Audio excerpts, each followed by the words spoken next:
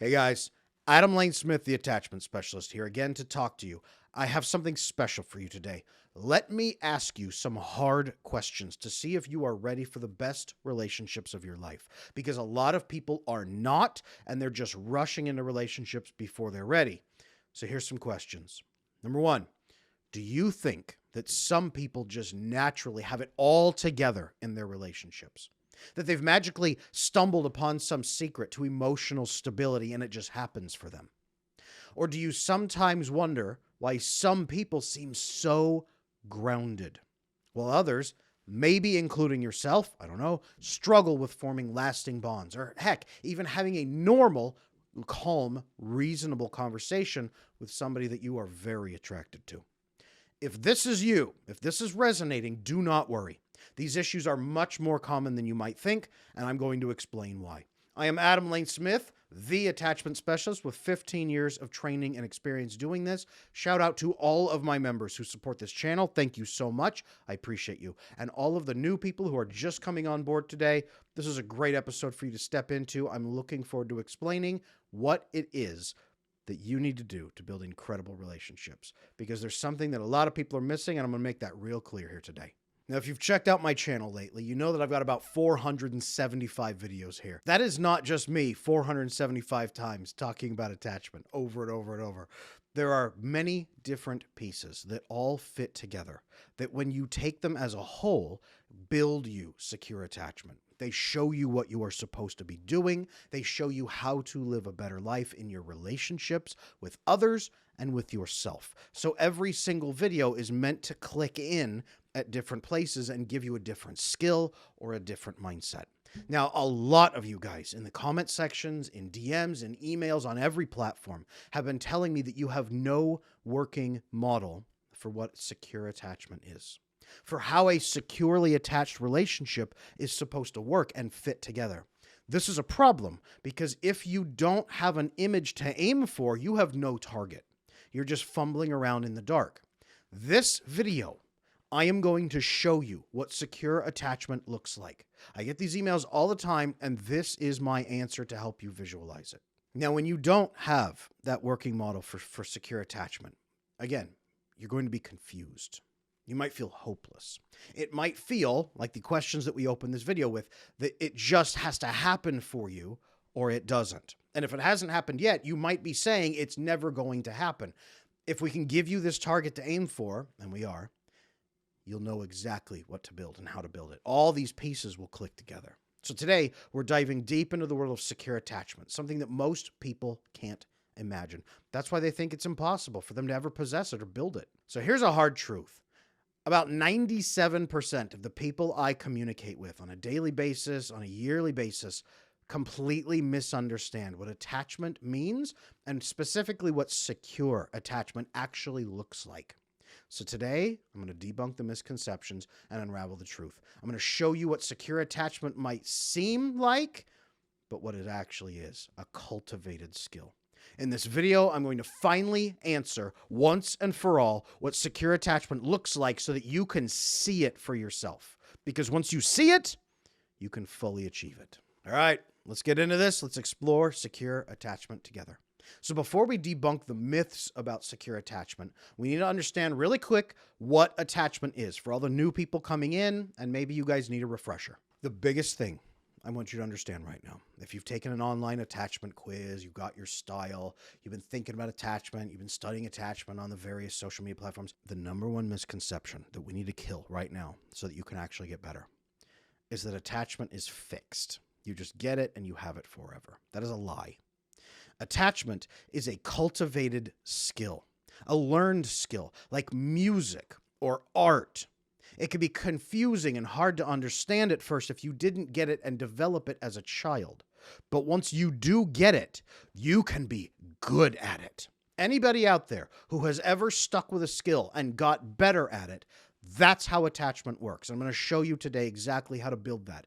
So attachment, as we've hinted at here, is the way you connect as a child to your caregivers and learn skills to connect with them and get your needs met, to give and receive love, to get comfort, to get food, to get a hug, to get attention, to get your favorite cartoon. Whatever it was as a child that you needed, the way you had to go about getting it is how you now get it as an adult. If you as a child were constantly shoved aside and told that you weren't worth their time, verbally or just innately, because they sighed and groaned and didn't have time for you, if they were absent all the time, if you got hurt, you got neglected, you might blame yourself on the inside and say, I don't deserve love. That's why they treated me that way. If people were wild and chaotic and a mess, you may have said, I can't trust anybody else for my needs. I got to protect myself because these people are crazy. Either way, you learned that you can't go to other people for your needs. That's insecure attachment. I can't trust others or myself, either way, sometimes both. I have to get everything done myself, and that scares me because now I'm alone in this world. That's insecure attachment. It's an emotional bond that connects individuals because you're still looking to connect. It determines how we relate to others throughout our whole life and how we get our needs met or don't.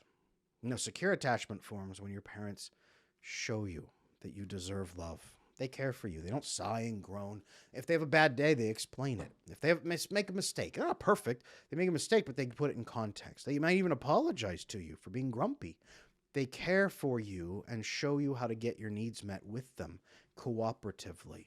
They're loving parents, fully loving parents who take the time to make you feel valued, that it's okay to have needs. That's how secure attachment begins to form. Now, through consistent care, responsiveness, and positive experiences in those early years, you cultivate skills. It's a skill set and a mindset that I can work with other people to meet my needs and meet their needs and reciprocate and take care of each other so that we form a circle of care for each other. This is why my private community is called the attachment circle, because it's forming a circle of caring for each other. That's what you form with people. I'm going to have a better metaphor here in a minute, so stick with me. But it doesn't form, secure attachment doesn't form if your parents don't guide you in this. There is no middle ground. There is no neutral attachment, you guys. You have secure attachment or you have insecure attachment in a variety of brokenness based on how you interpreted the bad signals. But it's one or the other. Now, this should be encouraging. Most people get discouraged at this point because they think, I didn't get that, I'm screwed. No, it was a skill that you learned. You can learn different skills. It's just going to take teaching and guidance and experience, and you can build secure attachment for yourself. This is why I get frustrated when people come in and say, Adam, I have an anxious attachment style. I don't think I'm ever going to get better. Man, people with secure attachments were just born lucky. Well, yes, they had good parents. That's wonderful. That is a wonderful thing to have. Those people were very fortunate that they had loving parents. That is true. But that is not the only pathway to secure attachment. I get people all the time who email me saying that they feel doomed because they will never get better, because they were born into the wrong family. Now they're just screwed. They'll never find love. They'll never find hope. They'll never make a connection. These guys are like 20, by the way. Like 20, 22, giving up on life. This is why I get so angry at online attachment quizzes really quick. So I recommend you be careful about taking online attachment quizzes. If you need help figuring out your attachment styles, I've got videos on this channel. I also have my free attachment styles guide. Should be linked in my link tree up above, or should be linked in the about section for me. You'll find it in there. If you can't, send me a comment or send me an email. I'll get you that guide. I don't trust quizzes because they give you bad information, a lot of them. So reality check, one more time. If you didn't get it by now, you need to hear this. If you've heard nothing else, this is it. Secure attachment is a product of consistent effort, understanding, and nurturing. This is lifelong, even as an adult. And it can be fixed as an adult, too. All right, now that you've got that, and I need you to have that. If you didn't, go back, watch that section 5 more times. But you need to know it's a skill that you can cultivate. Now that you know that, let's look at what secure attachment actually feels like, using a whole new framework that I've never really shared here before. I call it the relationship space test, okay? Here's why. past models that I have used explain attachment as the connection between you and the other person, but the space between you. The relationship itself is a third-party entity. When I first started out, I was working on a model that maybe it was like a creature you take care of. Maybe it's a dog, right? You keep the dog alive, you feed the dog, you nurture the dog. The dog is both of yours and you care for the dog. That's the relationship.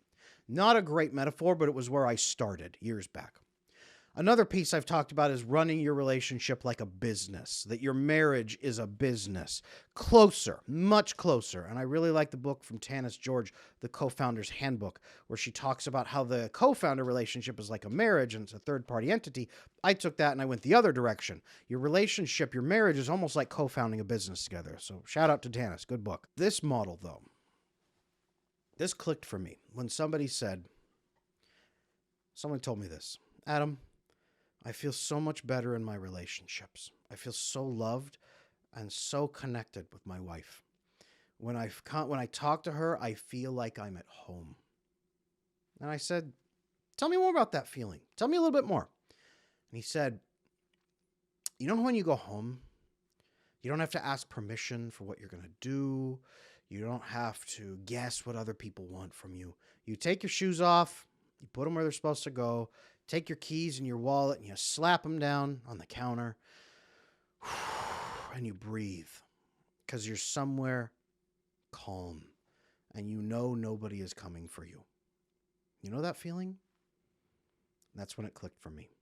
A relationship, every relationship should feel like that to some extent. Now, have you ever lived alone?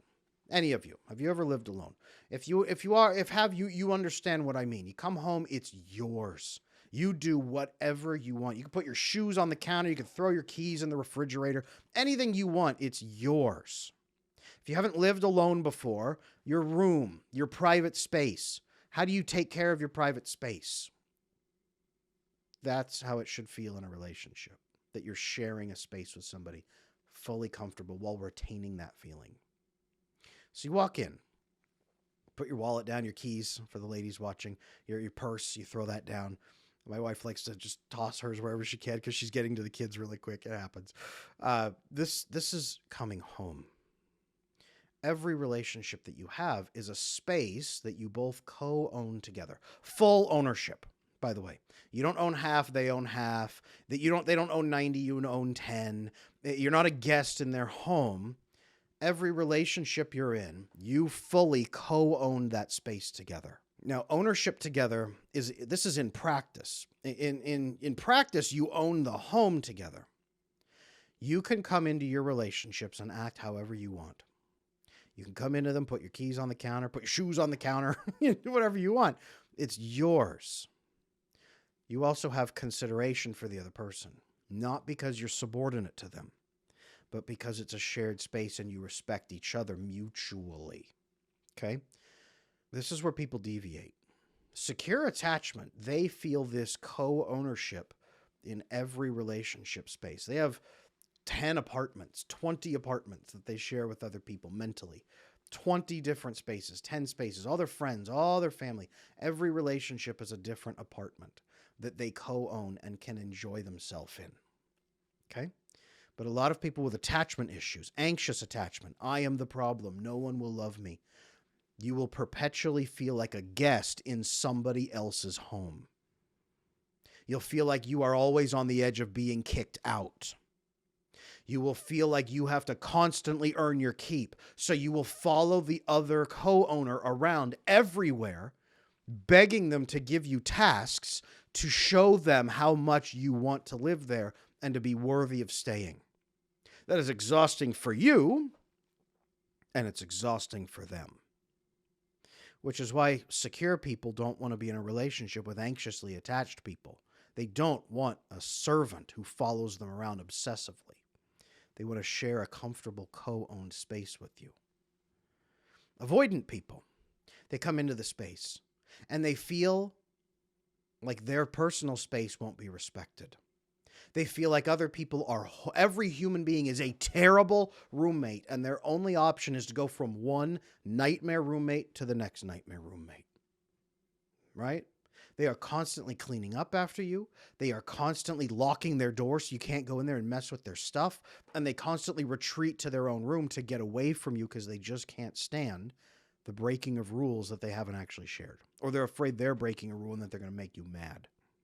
Avoidant people assume everyone else is a terrible owner and a terrible co-owner who will always turn against them at some point.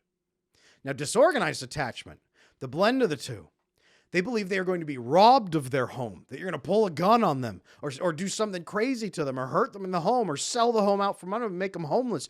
So if given you the chance, they believe you will betray them. They'd rather burn the home down and leap out the window because they think you have something worse planned. So they are constantly walking around afraid of what you're going to do next to them. And sometimes doing crap to you instead to manage you. Now, none of this is what you should be doing in a relationship. Secure attachment instead says, we both own this space. We should be mutually comfortable here. Both of us should be comfortable. That's this belief, you guys. We should both be comfortable in this space. It's both people coming together saying, how can we take care of each other and both be mutually comfortable? That's secure attachment. So let me ask you this. What if you lived with a roommate who had awful behaviors? You guys, reality check here. What if you lived with somebody who was an anxious person, constantly following you around, believing that they were your slave and had to earn through servitude the right to live in the home that they half owned with you or fully owned with you? How would you feel? Awkward, uncomfortable. It would be weird. Eventually, you would get tired of acting like the host and say, go over there. This is your house. Leave me alone. You might become avoidant, start going in your room and locking the door to get away from them. Then they think something's wrong, so they're clawing at the door, asking why you hate them. Uncomfortable. What if you lived with someone who was avoidant, constantly acting like you were waiting to intrude on them, constantly treating you like you were breaking rules, passive-aggressive at you, constantly cleaning up after you with glaring at you from the corner of their eye? What if then they refused to be in the common areas with you at all, would not eat dinner with you, would not spend time with you, constantly in their room to get away from you? All you could do is speak to them through their door. Uncomfortable. You'd think that they hate you. Disorganized people. What if you were in a home where the other person was constantly afraid that you were going to pull a knife on them? They're going around telling everybody else that you're crazy. Every time you said, hey, what are we going to do about this? I'd freak out. That's not my fault. That's your fault. And blow up at you for every little thing. Really uncomfortable. You would leave. Okay? Secure people leave. People ask me all the time, why do the two pools of people, secure attachment and insecure attachment, why do they segregate out? It's because secure people will not put up with this behavior. Secure people share clear guidelines about the home and rules, and then they can relax while making sure that you feel comfortable in the shared space too. It's about walking in and saying, hey, I think we should put the table over there in our new apartment. What do you think? No, I think over there by the window might be better. You're probably right. Let's give it a shot. If we don't like it, can we try that out in the next week? Yeah, let's do that. Great. It's a person walking in, kicking off their shoes, and then they walk past, and the other person says, hey, I don't want to trip over those. Can we get a shoe rack over here? Is that a good idea? Yeah, it's a great idea. Cool. That's how secure people share a space. Now, this metaphor maps onto the relationship. I'll show you how. Because you need to feel comfortable and in ownership of your rights and responsibilities in relationship spaces, while also understanding that others have the responsibility to be a good roommate and the rights to share that space as well. You need to do both and not pull away into your room where you're alone all the time and you refuse to speak to them so they think you hate them. I see you out there, avoidant people. I know that you think you're being nice. The message you're sending is that you hate your roommates, all of them, and never want to be around them. That's what you're accidentally saying to them. That's the problem with avoidant attachment. That's why people will also avoid you. Now, guys, I hinted at it before, but here we go. The thing that helps you feel most comfortable in an apartment, roommate, cabin, home, whatever situation is clear rules and guidelines for expectations and behaviors in the home. so that you never have to wonder how something's going to go, what a conflict might pop up, how to resolve an issue, how to ask for something. You can just relax completely. You're not going to kick your shoes off, put them in the corner, and the other person's going to hit you in the head with a frying pan. Say, get those shoes out of there. Put them over there. They're going to say, hey, heads up, I tripped over your shoes last night. Could you just make sure that you put them off to the side for me from now on? Otherwise, I'm going to trip over them again, and I don't want to smack my face on the floor. Yeah, hey, sorry about that. No problem. Cool, thank you. You move on with your lives. You need to know that that's possible. That's a responsible roommate. Responsible roommates aren't perfect. You have an ongoing dialogue about changing expectations and needs while both respecting that the other person is equal with you. So what rules help in apartments to co-own that situation?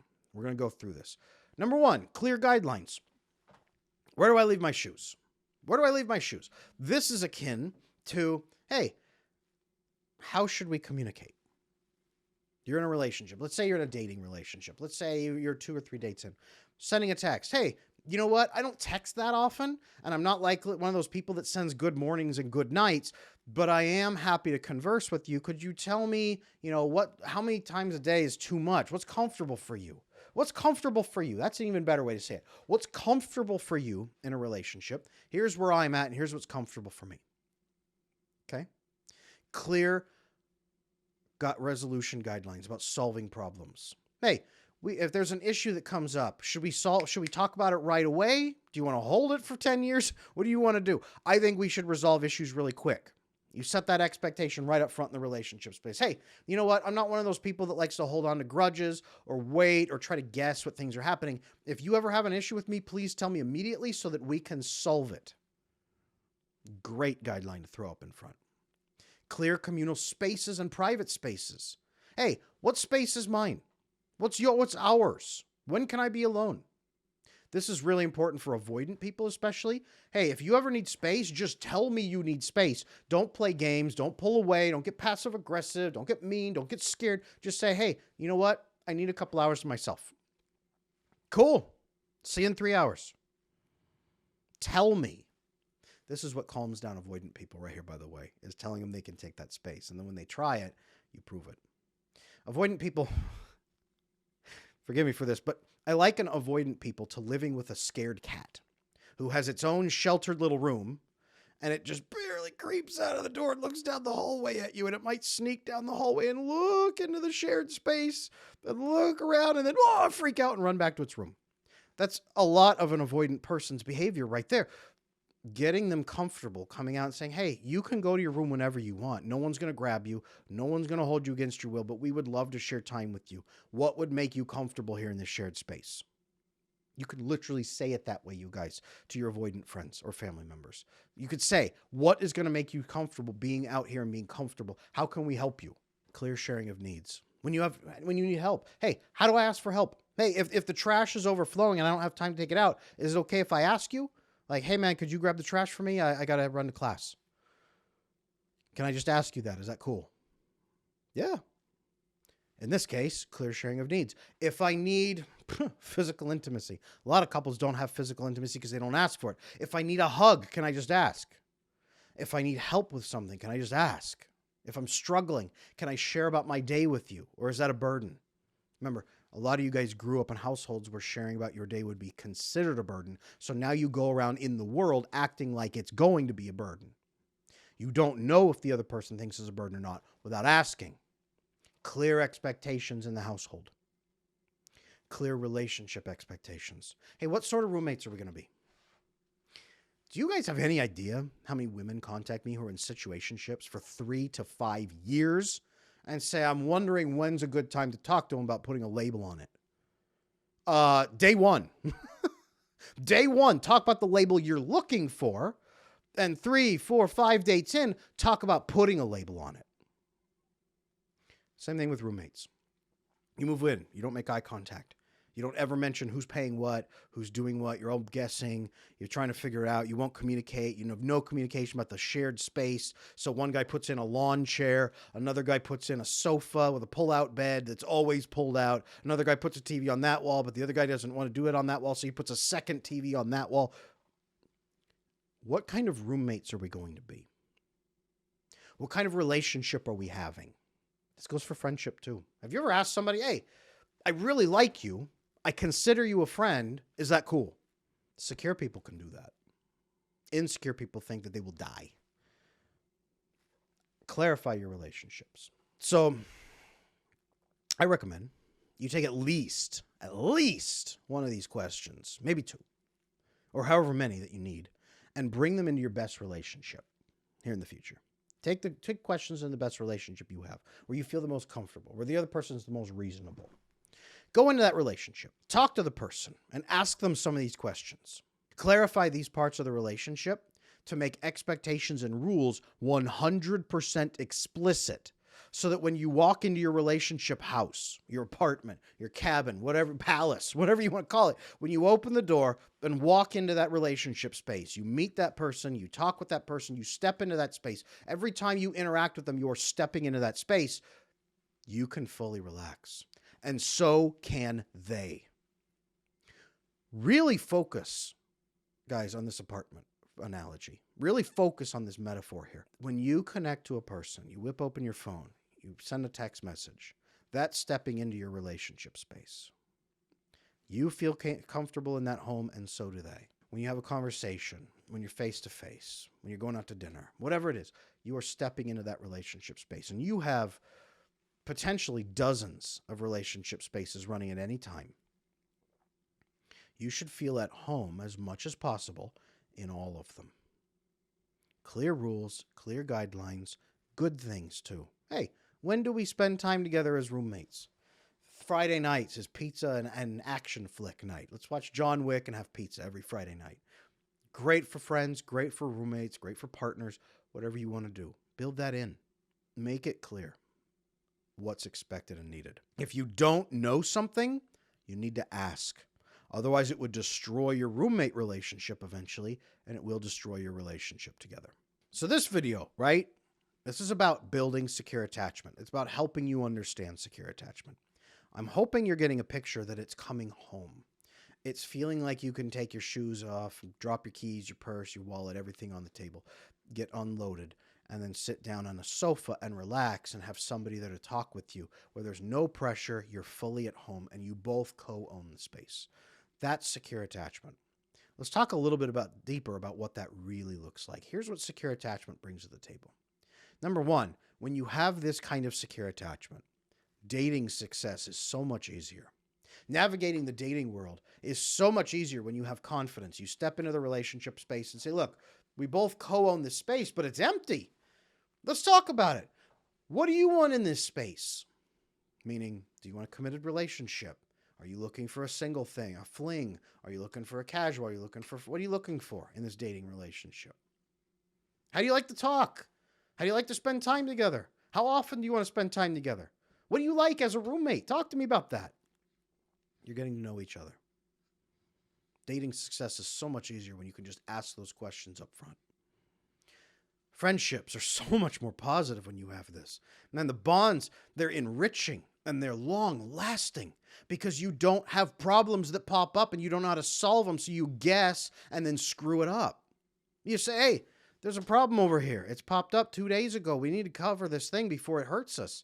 Cool. Let's do it. Let's tackle it. We co-own this space together. Ownership. We co-own this space together. Let's handle it.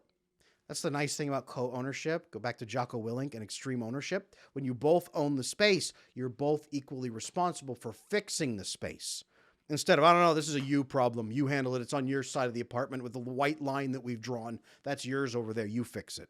Guys, when you have secure attachment, that's actually what leads to romantic longevity. Partnerships that last and not just survive, you guys, but they thrive. Because it's clear what's happening and what's needed and what's wanted. The whole relationship is so much clearer. So it can actually survive and thrive. Your professional work gets better.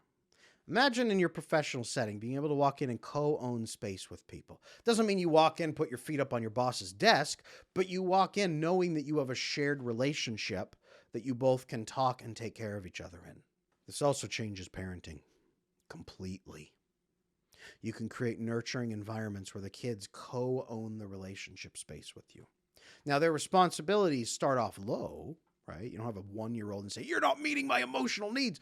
But as they grow, you work with them and you apprentice them and you guide them into saying, here's how to be a great roommate with me so that you can be a great roommate everywhere and you can get wonderful relationships as you go on. You train them in the relationship they have with you. You train them as they live with you. You're literally training them as they live with you. So do that in the relationship space as well. Personal growth, guys, it's not even just you and other people. If you earnestly believe that you don't deserve a home and that people can kick you out at any time, if you believe no one will ever really care for you in an apartment, that you have to fight for every square inch of space, if you believe you are always in trouble for being betrayed and thrown out and robbed, you can't grow. Not really. When you fix that and you feel secure, when you have a calm home to come home to, when your relationship space with yourself, you have an inner space, your inner apartment where just you live. That's the other piece of this. You guys may not have realized that. You have this inner apartment where you live. That's where your personal growth happens. If you don't even feel welcome there, you got to fix that. Secure attachment fixes that too. Generally speaking, guys, this model and secure attachment gives you deeper connections everywhere. Relationships that can stand the test of time. So this is how I'd like you to view relationships from now on. The relationship space framework. Ask yourself this. In relationships, if you don't feel comfortable, you walk into a relationship with somebody, you pick up your phone, what are they thinking of me? They sent me a text and the punctuation is confusing and ambiguous, right? You're on a date with somebody. You're out with a friend. You're sitting at home with a friend, at their home, their apartment, actual apartment, physical one. You're going out to lunch with your dad, okay? And you don't feel comfortable or it doesn't feel right. Stop and ask yourself, if we were roommates, if this was a physical apartment, what would make me feel at home? How would I feel more at home with this person? What would make this person feel more at home with me? Ask them that. If it works for good roommates, it should work in your relationship apartment space or your cabin or your house or your palace, whatever you want. Drop me in the comments and tell me what kind of relationship space you're going to design. But if it works for roommates, it will work here because you both need to feel at home or the relationship splits apart. The apartment will break up. Shared space. Share your space and make everybody comfortable in that space. Start asking those questions. If you're in a romantic relationship right now and you're worried all the time about what they're thinking, what would make you feel at home? Probably knowing what they think, which means you got to ask. Hey, I overthink all the time and I want to feel at home with you. This is a really powerful piece because you can tell people this. I want to feel at home with you. But I overthink all the time and I try to guess what you're thinking and it goes pretty bad. So if I'm ever doing that, can I ask you what your thoughts are on something and get clarity so I can calm down? Someone who cares about you will say, yeah. They'd rather you do that than follow them around every single minute of every single day begging for approval, right? Quick question or 6 months of clawing at their door? Which do you think they'll prefer? Quick question. Guys, follow this model and you can build secure attachment. So finally, this is what secure attachment looks like. You guys have been asking, and now through the relationship space framework, I hope that it is clear. I hope this metaphor has made it very clear for you.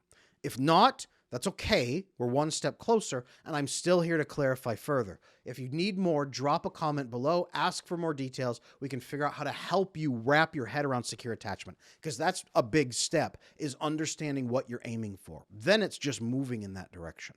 Definitely keep in mind, first, that secure attachment is not a natural default for everybody. It doesn't just magically fall into place. It has to be built, either as a child or as an adult. And when you understand the true nature of secure attachment and the effort that it requires, you will realize the stability and deep connection that it offers are worth every ounce of effort in building it. So after you understand that, use this relationship space model to build mutual comfort together. Because when you both take ownership and you feel fully at home, your relationship becomes secure and dependable. You can use this model to guide you in clarifying those relationship moments over and over and over whenever you need to connect in a new situation. Hey, I brought home this super tall fake plant. Where should we put it? I hate super tall fake plants. Could you put that over there in your room so I don't have to look at it? Sure, that's all right. Hey, I'm thinking of making this life change and it could impact our relationship. What are your thoughts on this?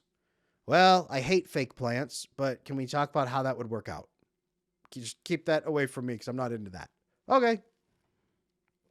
Same thing. Okay?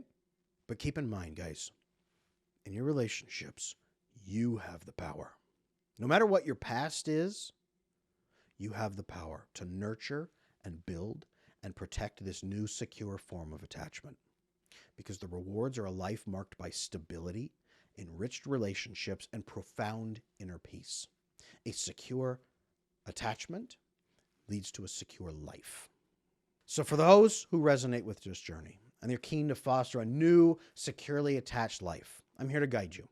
I've got expertise and personal insight on my side through 15 years of training and experience. I can help you navigate this path. Drop a comment below that says, Adam, I'm ready for secure attachment if you're up for that challenge. Thanks for joining today, you guys. I appreciate you being here. Remember that understanding is the first step. Understanding what you're aiming for, especially. But action makes that understanding real. So I'll see you in the next video that's going to help you do that, called Mastering Your Attachment Style. Check it out.